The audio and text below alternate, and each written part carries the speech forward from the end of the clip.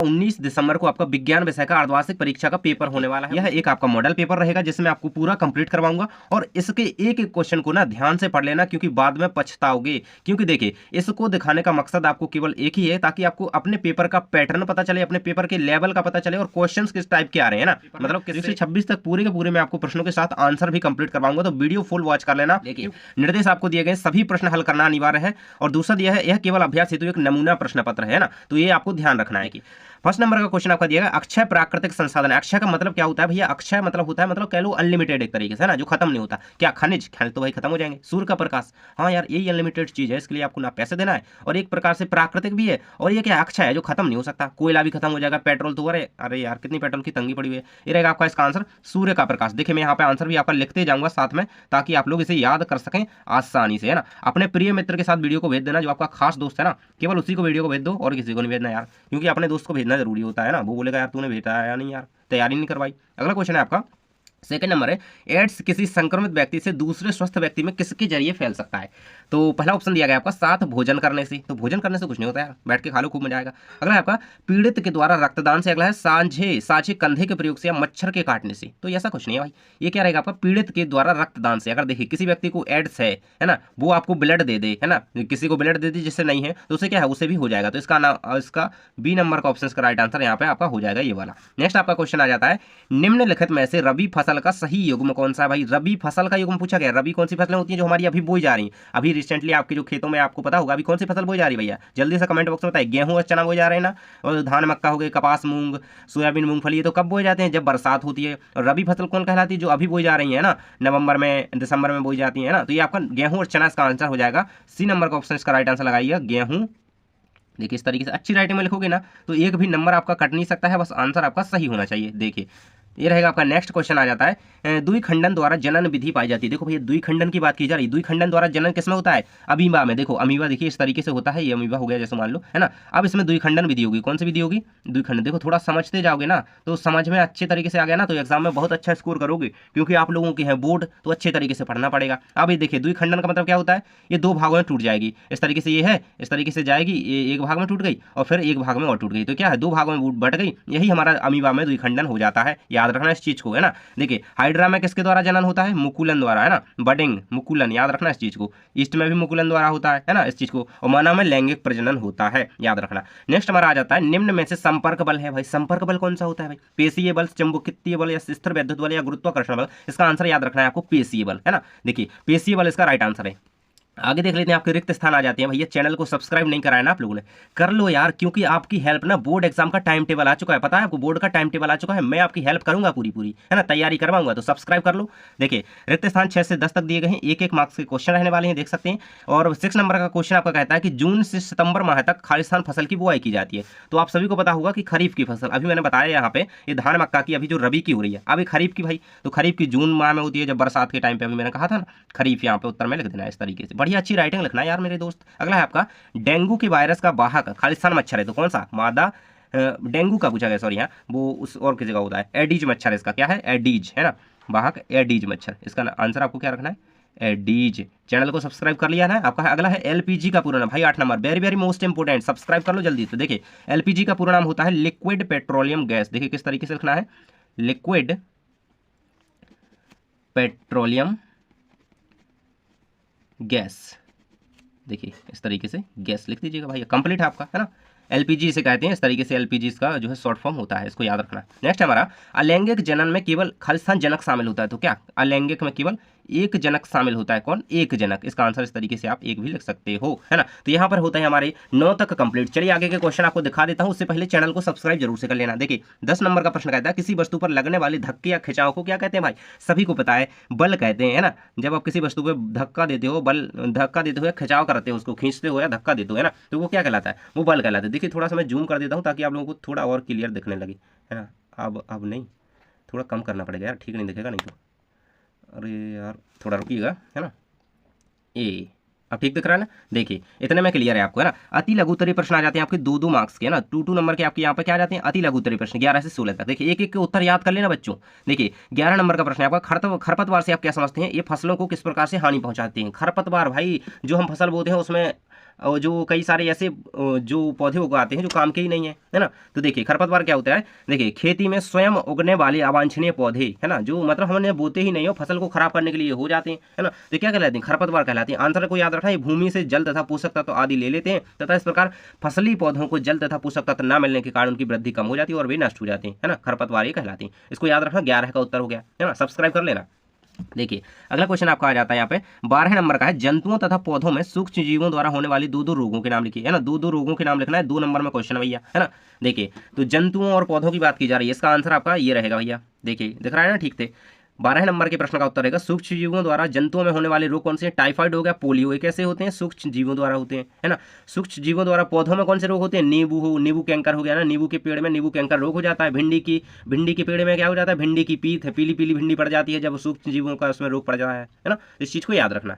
Next आ जाता है हमारा अगला क्वेश्चन, जीवाश्म ईंधन किसे कहते हैं, भाई जीवाश्म ईंधन क्या है, 2 नंबर में क्वेश्चन है। चैनल को सब्सक्राइब कर लो यार दादा, करते नहीं हो तुम लोग, वीडियो बस देख लेते हो, है ना, सब्सक्राइब कर लिया करो तो अगली वीडियो आपको तुरंत मिल जाया करेगी। देखिए वे प्राकृतिक संसाधन जो जीवित जीवों के मृत अवशेषों, है ना, मृत अवशेष, देखिए मतलब अवशेष जीवाश्म क्या कहलाते हैं, जो बचे हुए अवशेष है ना, पुराने अवशेष जीवाश्मों से बनते हैं ना, वे सभी जीवाश्म ईंधन कहलाते हैं। कोयला हो गया, प्राकृतिक गैस और पेट्रोलियम इसके उदाहरण है ना, याद रखना उदाहरण बहुत ज्यादा इंपॉर्टेंट होते हैं, कोयला, प्राकृतिक गैस, पेट्रोलियम, ये सारे क्या है, जीवाश्म के उदाहरण है। अगला है आपका IVF, है ना, इन विट्रो फैलोपियन ट्रांसफर इसका होता है, इन विट्रो फर्टिलाइजेशन, अरे यार वो IVST का बोल दिया मैंने, ये रहेगा इसका इन विट्रो फर्टिलाइजेशन। IVF का फुल फॉर्म क्या होता है, देखिए यहाँ पे दिख रहा है ना आपको, इन विट्रो निषेचन, यानी कि शरीर के बाहर कृत्रिम निषेचन, इन विट्रो फर्टिलाइजेशन, यही इसका पूरा फुल फॉर्म है IVF का, याद रखना इस चीज को। देखिए किस तरीके से इसको लिख सकते हो आप, इसको इन विट्रो, देखिए ऐसे लिख दीजिएगा, इन विट्रो, देखो मैं लिख के बताऊंगा ताकि आप लोगों को ना याद रहे,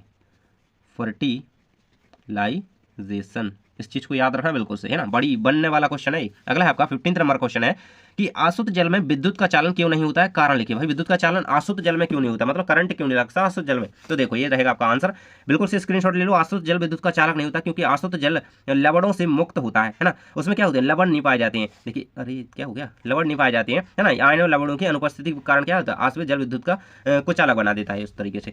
अगला है आपका वनोन्मूलन से क्या समझते हैं, भाई वन उन्मूलन क्या है, तो चलिए 16 का आंसर आप इस तरीके से लिखिएगा, वनों को समाप्त, है ना, क्या कहा गया यहाँ पे, वनों को समाप्त करके भूमि का अन्य कार्यों में उपयोग करने को ही वनोन्मूलन कहा जाता है। मतलब देखिए वन काट काट के वहाँ पे चाहे आप चाहे बिल्डिंग बना रहे हैं बहुत सारा, या फिर खेती कर रहे हैं ना, तो वहाँ पे कोई भी कार्य किया जाए तो उसे क्या वन उन्मूलन कहते हैं, याद रखना इस चीज को। 16 का आंसर हो जाता है। यहाँ से हमारे 17 से 22 तक 3 मार्क्स के क्वेश्चन आ जाते हैं, देख सकते हैं, 3 अंक निर्धारित है, निर्देश भी पढ़ लिया करो, है ना। नेक्स्ट हमारा 17 नंबर क्वेश्चन कहता है कि किशोरावस्था को परिभाषित कीजिए। किशोरावस्था क्या होती है भैया ना, आपने अपने चैप्टर में पढ़ा होगा, है ना, तो इसका आंसर आपको कुछ इस तरीके से लिखना है, देख सकते हो यहाँ पे, जीवन काल की वह अवधि जब शरीर में ऐसे परिवर्तन होते हैं जिसके परिणाम स्वरूप जनन परिपक्वता आती है ना, किशोरावस्था कहलाती है। जैसे कि किशोरावस्था लगभग 11 वर्ष की आयु से प्रारंभ होकर होती है 18-19 वर्ष तक, मतलब आपकी जो एज है ना, अभी आप कौन सी एज में हो, आप कौन सी स्टेज में हो, किशोरावस्था चल रही है आपकी अभी, है ना, इसको याद रखना।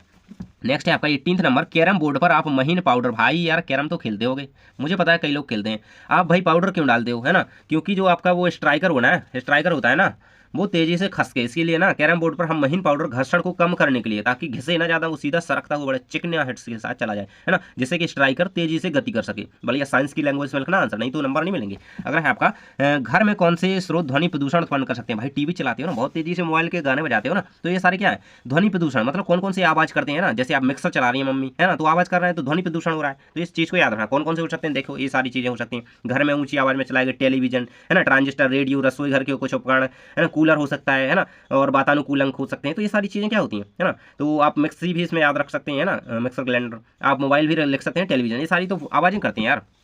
नेक्स्ट है आपका कोयला हमें कहाँ से प्राप्त होता है और कैसे बनता है, भाई कैसे बनता है कोयला, चलिए जान लेते हैं कहाँ से मिलता है, और सारी चीज़ याद रखनी चाहिए बच्चों, क्योंकि बहुत ज़्यादा इंपॉर्टेंट है, आपके तो बोर्ड हैं तो अच्छे से पढ़ना यार, नहीं तो बाद में पछताओगे।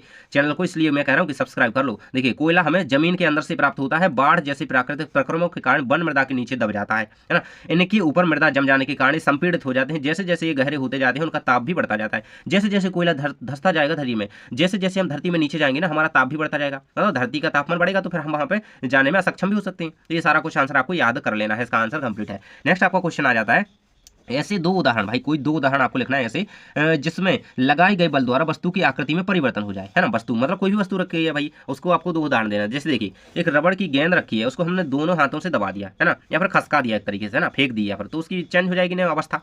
रबड़ बैंड खींच दिया तो उसमें भी चेंज हो जाएगी अवस्था, इस तरीके से वो हो जाएगा। अगला है आपका कि हमारे आसपास पाई जाने वाली विद्युत लेपित वस्तुओं की सूची बनाइए, है ना। विद्युत लेपित की बात की जाए, इस चीज को याद रखना अच्छी तरीके से। विद्युत लेपित वस्तुएं कौन कौन सी हमारे पास जो पाई जाती है भैया, चलिए भाई ये रहेंगी आपकी आसपास जो सी विद्युत लेपित वस्तुएं होती हैं, जैसे कह लो कि नकली आभूषण जो हो गए, है ना, जो गिलट का कह सकते हैं जैसे, है ना, वो नकली आभूषण होते हैं। स्नान गृह की टोटियां हो सकती हैं ना, उस पर देखिए विद्युत का लेपन रहता है। अगला है आपका गैस बर्नर, है ना, गैस पे जो बर्नर लगा होता है, आपने पर देखा होगा अपने सेट में। अगला आपके पास सोफे के फ्रेम होते हैं, साइकिल के पार्ट्स होते हैं, और पे भी क्या होता है विद्युत से लेपन किया जाता है उस पर। इन चीज़ों को याद रखना। चलिए आपके यहाँ पे 26 तक क्वेश्चन देख लेते हैं। देखिए ये पार्ट मत छोड़ देना, यहाँ से आपके 20 मार्क्स कंप्लीट होने वाले हैं आपके पेपर में। इस क्वेश्चन को जरूर से याद रखना। देखिए 23 नंबर क्वेश्चन है आपका। देखिए 5 नंबर क्या गए ना, देखिए अपने राज्य मध्य प्रदेश के किन्हीं 5 राष्ट्रीय उद्यान। भाई आप लोग कहाँ से हो, क्या पता आपके ही यहाँ पे राष्ट्रीय उद्यान हो। कई लोग तो बालाघाट से होंगे, मंडला से होंगे, बच्चे कहाँ से हो यार, बता दिया करो, आप लोग बताते ही नहीं हो कहाँ से हो, है ना। देखिए देखिए मंडला में कौन सा है, कान्हा किसली राष्ट्रीय उद्यान, और बांधागढ़ राष्ट्रीय उद्यान कहाँ पे, बांधागढ़ उमरिया शहडोल में, है ना। कई बच्चे शहडोल से भी होंगे, कहाँ से हो जल्दी से बताओ। पन्ना राष्ट्रीय उद्यान जो कि छतरपुर और पन्ना दोनों जिलों में पड़ता है, बॉर्डर के पास कह लो इस चीज को, है ना। छतरपुर मैंने लिख दिया है। बालाघाट राष्ट्रीय उद्यान बालाघाट में, है ना। इन 5 को याद कर लो, दिमाग में बैठा लो, ये बिल्कुल से इंपॉर्टेंट है बहुत सी, है ना। अगला है आपका 24 नंबर का है, अमीबा में जनन किस प्रकार होता है। देखो अभी मैंने ऊपर आपको यहाँ पे समझाया था ना, ये अमीबा का जन्म द्विखंडन द्वारा होता है। अब भाई कैसे होता है थोड़ा डिटेल में लिखना है।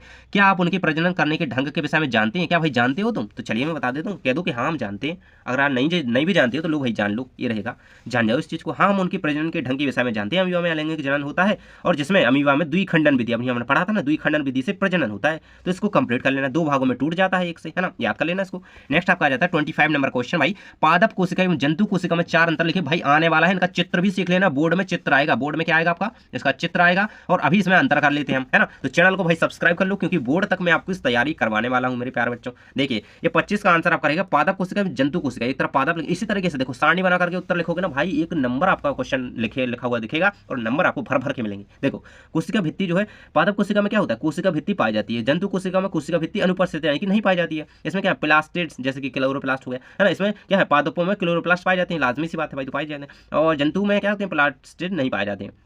और पादप कोशिका में केंद्रक कोशिका के किनारे स्थित होता है। केंद्रक जो होता है कोशिका की एक साइड में होता है ना। और इसमें क्या होता है, इसमें केंद्र में स्थित होता है, मतलब जैसे ये है कोई जंतु कोशिका है, उसके बीच में पाया जाएगा, इसमें क्या एक साइड में पाया जाएगा, है ना। इन चीजों को याद रख लो। नेक्स्ट हमारा आ जाता है लास्ट क्वेश्चन है भैया आपका, सब्सक्राइब नहीं करा है तो जल्दी से कर लो, इसका भी आंसर बता देता हूँ। हमारी जीवन में उपयोगी सूक्ष्म जीवों के नाम, है ना, के बारे में 10 पंक्तियां। भाई कोई 10 लाइन्स आपको लिखनी है सूक्ष्म जीवों के बारे में जो उपयोगी हो। यहाँ तो हमने देखे थे, देखिए सूक्ष्म जीव जो हमें रोग देते हैं, है ना, इनके नाम देखे थे। अब भाई जो उपयोगी है, जैसे देख लो आप जो दही खाते हो ना भाई, है ना, दही में कौन सा बैक्टीरिया पाया जाता है, तो देखो इस तरीके से सारे क्वेश्चन दिए गए हैं आपके। देखिए सूक्ष्म जीवों का उपयोग पर्यावरण को स्वच्छ रखने में भी किया जाता है, जीवाणुओं का उपयोग औषधि बनाने में भी किया जाता है, बिल्कुल सही बात कह रहा है। इनका उपयोग टीका बनाने में, टीका मतलब वैक्सीन, भाई जो कोरोना वैक्सीन लगी थी ना, उनमें भी कई सारे ऐसे सूक्ष्म जीव होते हैं, उनमें इनका यूज किया जा सकता है ना। ये कृषि में मृदा की उर्वरता में वृद्धि करते हैं, है ना। ये पौधों को रोगों से बचाने में सहायक होते हैं। ये सारे क्वेश्चन आप कंप्लीट कर लेना। ये पॉइंट आपके 10 दिए गए हैं, 5 तो याद कर ही लेना मेरे बच्चों, याद कर लेना। चलिए तो इस तरीके से मैंने आपके सारे क्वेश्चन 1 से लेकर के 26 तक के, है ना, पैटर्न के क्वेश्चन कंप्लीट करवा दिए हैं। इस मॉडल पेपर को कंप्लीट करके जाओ, काफी सारे क्वेश्चन इसमें से आने के हायर चांसेस हैं भैया, तो जा करके जाओ। थैंक्स फॉर वॉचिंग, मिलते हैं नेक्स्ट वीडियो में।